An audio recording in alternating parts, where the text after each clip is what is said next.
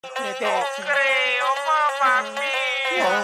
Hare Hare, clandestina em território árabe, albino na fronteira de Dubai a Abu Dhabi, casuable. E aí galera, eu vou fazer um breve review da minha bike, sim. Review. Eu vou falar, tipo, o que ela tem. É isso. Começar aqui pela frente. Conjunto de aro aero na frente e atrás. Tem o pneu da Praero, que comprei faz pouco tempo. Freio V-brake. A suspensão tá original, eu pretendo trocar. Cubo Viper, o aro e o cubo branco. Eu coloquei aqui a presilha, engate rápido, depende de como você fala. Aí agora aqui pro guidão. Eu troquei faz pouco tempo, eu coloquei esse trocador de marcha, já junto com o freio, que o meu quebrou. Aí eu coloquei esse daqui 2 toques. Guidão Viper, eu tirei que tinha um ferrinho aqui.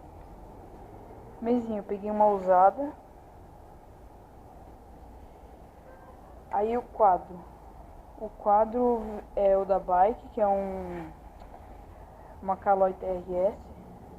Pé de vela original.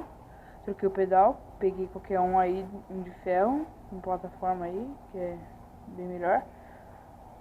Coroa. Aqui, 3 marchas na frente. Tá original. Banco, Kuruma.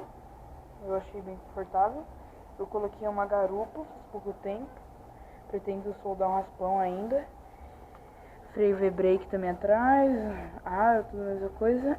E aqui, como eu coloquei presilha, aqui, engate rápido, eu coloquei aqui um parafuso, ó. Dá pra ver ali no quarto, ver se dá pra vocês verem. Ali, ó.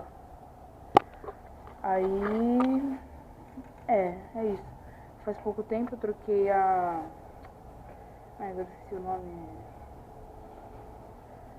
Eu troquei troquei esse negócio aqui. A catraca. Acho que é a catraca. Tá com o macaquinho aqui original. Tá tudo original, praticamente. Pretendo fazer umas mudanças. Tirei todos os adesivos. E é isso que tem na minha bike. Pretendo trocar mais coisas. E é isso. Eu vou ficando por aí. Falou!